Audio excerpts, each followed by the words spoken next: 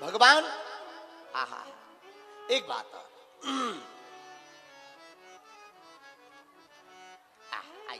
जय जय आइए आइए पूज्य महाराज जी का आगमन हो गया है। पधारिए श्री सीताराम। जय जय आओ श्री सीताराम। जय जय दंडवत दंडवत। श्री राम जय राम श्री राम जय राम जय जय राम सिया राम जय जय सिया राम सिया राम जय राम जय जय राम सिया राम जय जय सिया राम सिया राम जय राम जय जय राम सिया राम जय जय सिया राम सिया राम जय राम जय जय राम बोलो सिया राम जय जय सिया राम। बहुत ही सौभाग्य की बात है। और श्रीधाम वृंदावन से परम पूज्य श्री गौरी गोपाल आश्रम के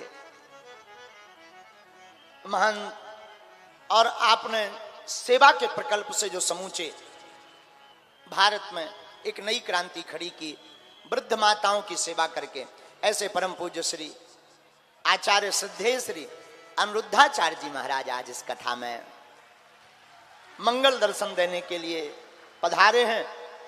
और निश्चित रूप से आपके मंगल से समूचे विदिशा का और विदिशा जिला का कल्याण होगा।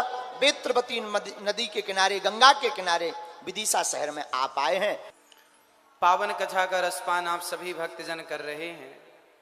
जो कथा हमारे जीवन की व्यथा को मिटा रही है, हमारे जीवन को परिवर्तित कर रही है, ऐसी दिव्य कथा पूज्य महाराज श्री की दिव्य वाणी से आप श्रवण पान कर रहे हैं। पूज्य महाराज श्री के श्री चरणों में दास अनिरुद्ध का कोटि कोटि नमन।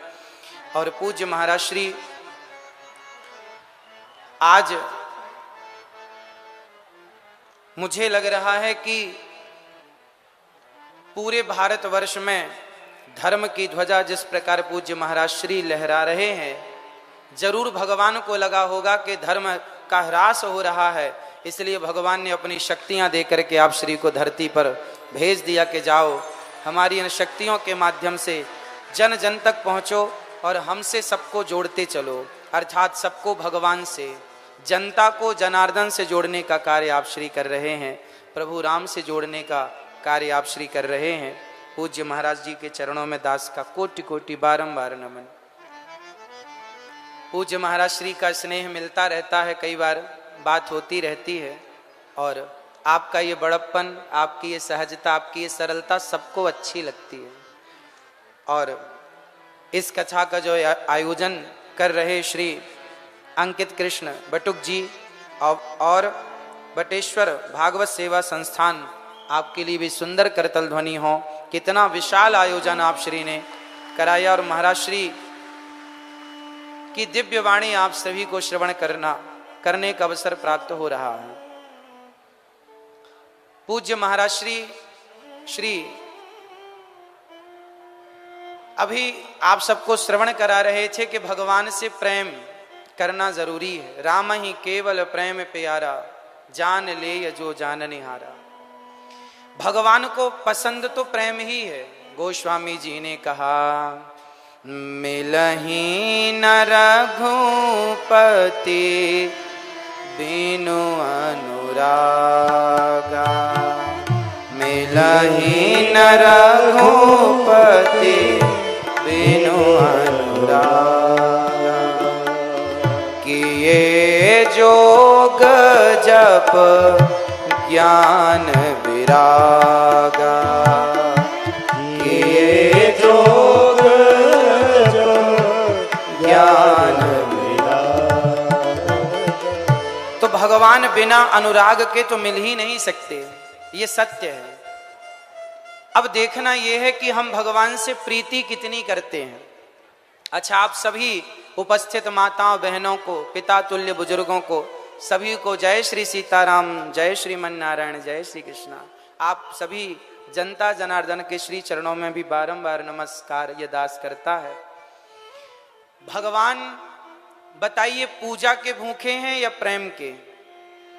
सभी बोलिए, प्रेम के। और हम भगवान की क्या करते हैं? पूजा। भगवान की हम पूजा करते हैं और भगवान से पूछा गया कि आप क्या चाहते हैं? हम प्रेम चाहते हैं। और हम क्या देते हैं? पूजा देते हैं। इसलिए भगवान के मिलने में हमें कई जन्म लेने पड़ जाते हैं, कई बार आना जाना पड़ता है। पुनरपि जननम पुनरपि मरणम पुनरपि जननी जठरे शयनम। बार बार जन्म मृत्यु का चक्कर इसलिए लगता है क्योंकि हम पूजा करते हैं, प्रेम नहीं करते। आप एक काम करिए, जितनी माताएं बैठी हैं और जितने पुरुष बैठे हैं, जरा समझिए, एक छोटी सी बात को समझ लीजिए। आप पूजा कैसी करते हैं?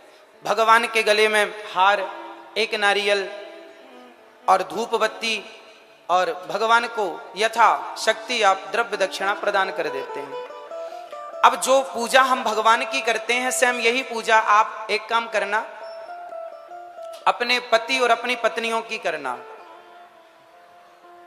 आप अपने पति को एक माला पहनाओ, एक मिठाई का डिब्बा रखो, धूप बत्ती जला के आरती उतारो।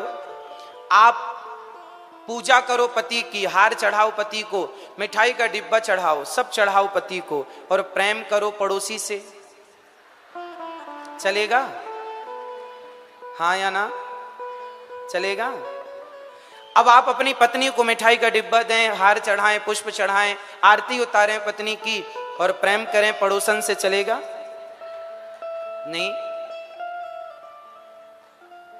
प्रेम, आपकी पत्नी आपसे प्रेम चाहती है, आपका पति आपसे प्रेम चाहता है, आपका पुत्र आपसे प्रेम चाहता है, वो आपसे पूजा नहीं चाहता।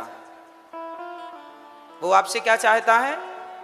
जोर से सही बताइए। आप एक नारियल, एक मिठाई का डिब्बा और एक हार लेकर के खुश हो जाएंगे अपने पति या अपनी पत्नी से, और अपनी पत्नी अपने पति को ये इजाजत दे देंगे कि जाओ पूजा हमारी करो, प्रेम किसी और से करो।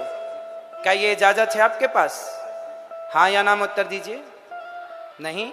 उसी तरह अब यही व्यवहार हम भगवान से करते हैं। पूजा सवेरे से शाम तक भगवान की करते हैं, और प्रेम संसार से करते हैं। भगवान ने कब कहा कि हमारी पूजा करो? भगवान ने तो सिर्फ यही कहा कि हमसे प्रेम करो। हम प्रेम के बल पर मिलते हैं। राम ही केवल प्रेम प्यारा। केवल प्रेम हमसे किया जाए, सच्चा प्रेम भगवान से किया जाए। किस तरह? गोपियों की तरह। गोपियां भगवान से क्या करती हैं? प्रेम करती हैं। और प्रेम कितना अद्भुत!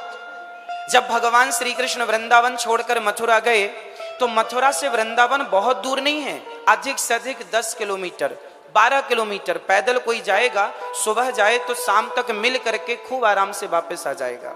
पर गोपियां सालों तक रोती रहीं।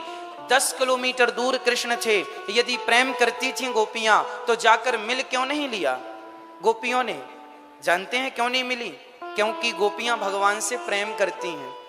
पूजा करती तो शायद जाके मिल लेती, पर वो तो प्रेम करती हैं। और प्रेम जानते हो क्या है?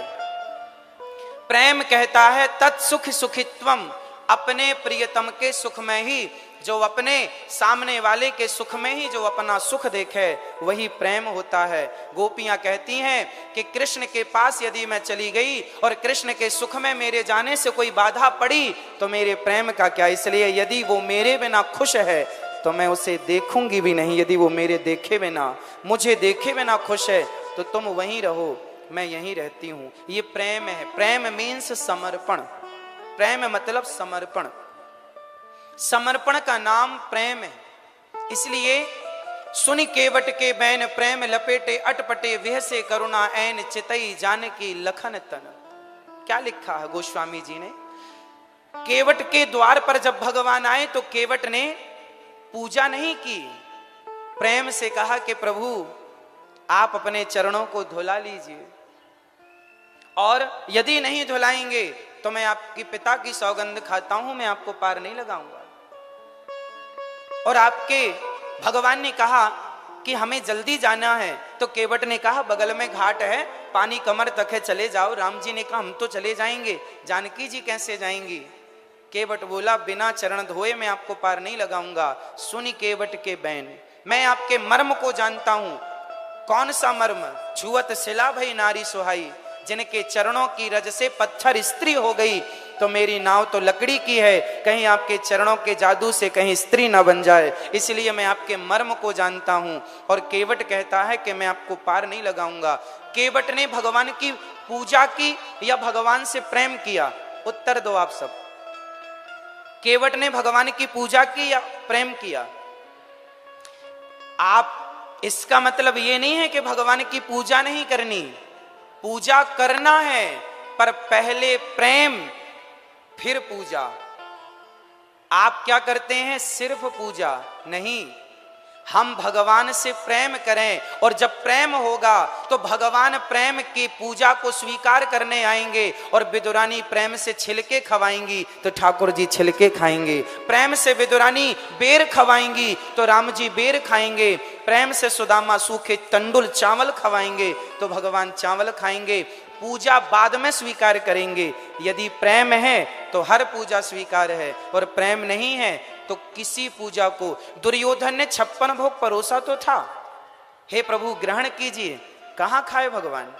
क्योंकि भगवान प्रेम को समझते हैं। इसलिए आप पुष्पमाला, मिठाई का डिब्बा, नारियल आप अपनी पत्नी को पहनाया करो, भगवान से तो सिर्फ प्रेम किया करो।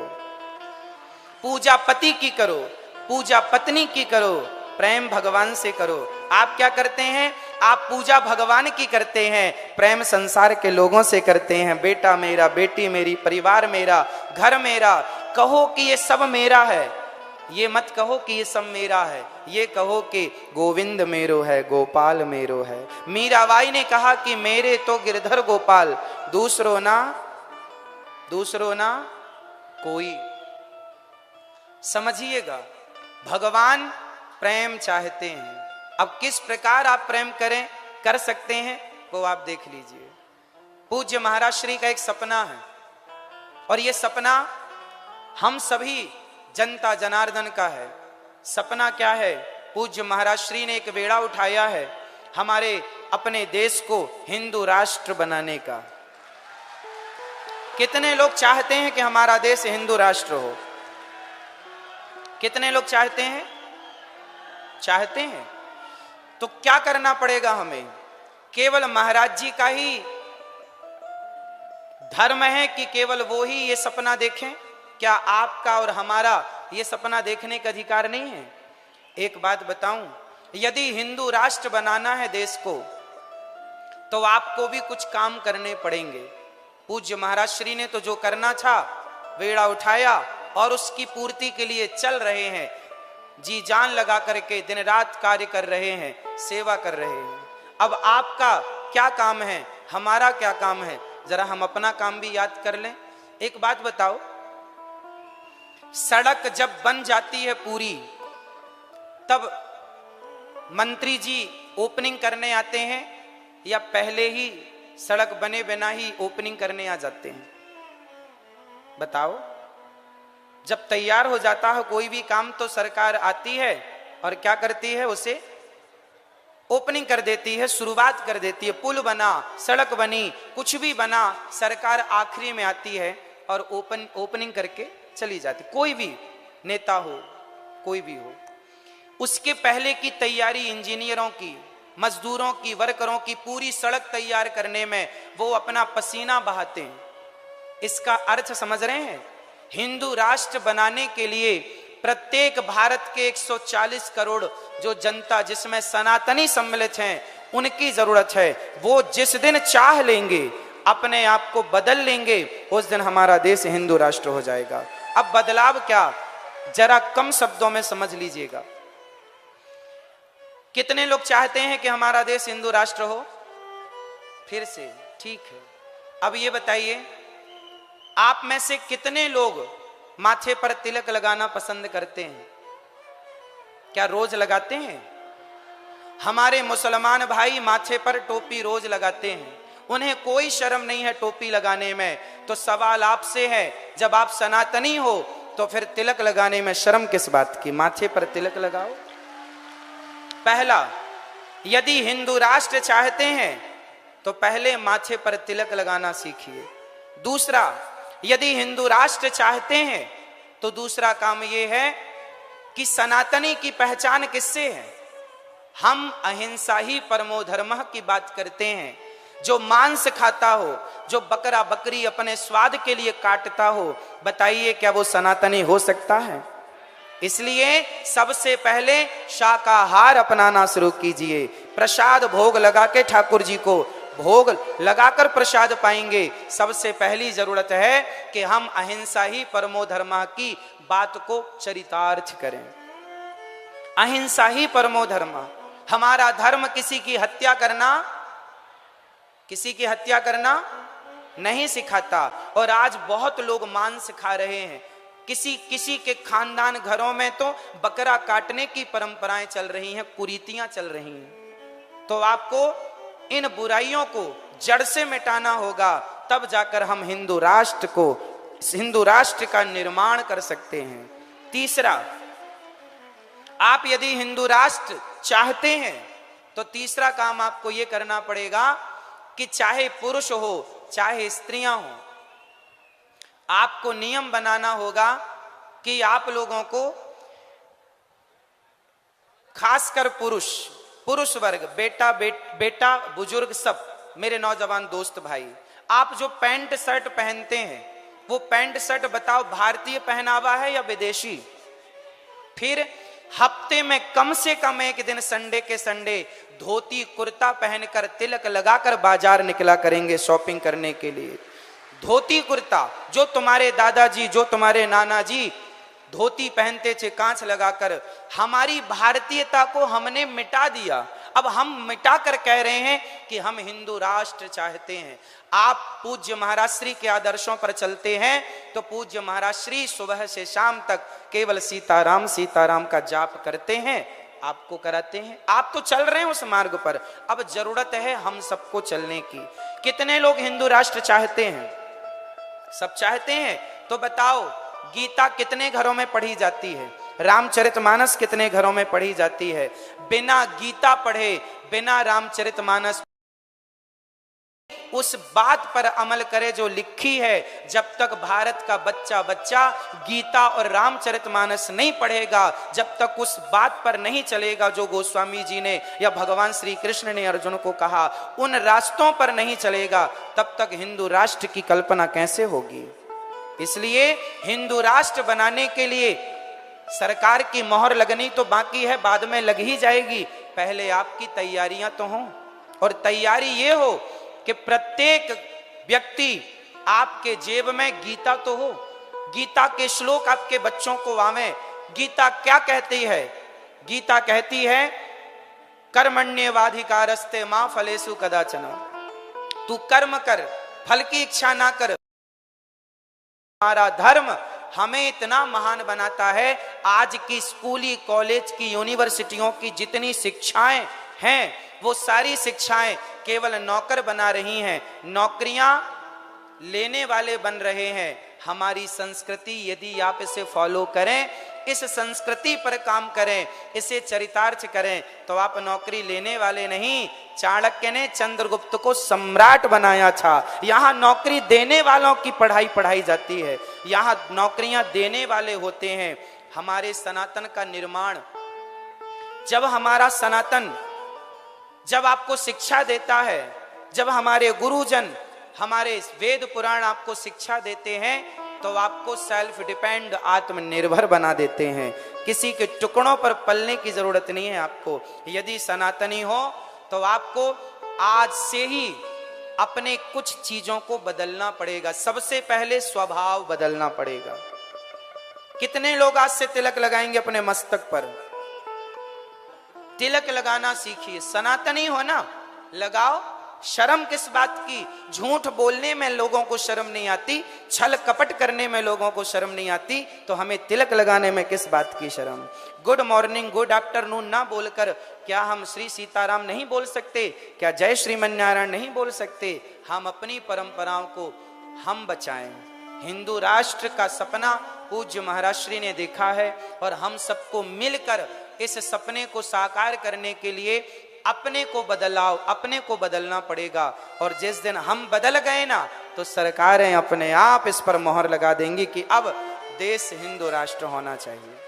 आखिरी मोहर सरकार की। तो आप श्री पूज्य महाराज श्री पूज्य बागेश्वर वाले महाराज जी, पूज्य श्री धीरेन्द्र कृष्ण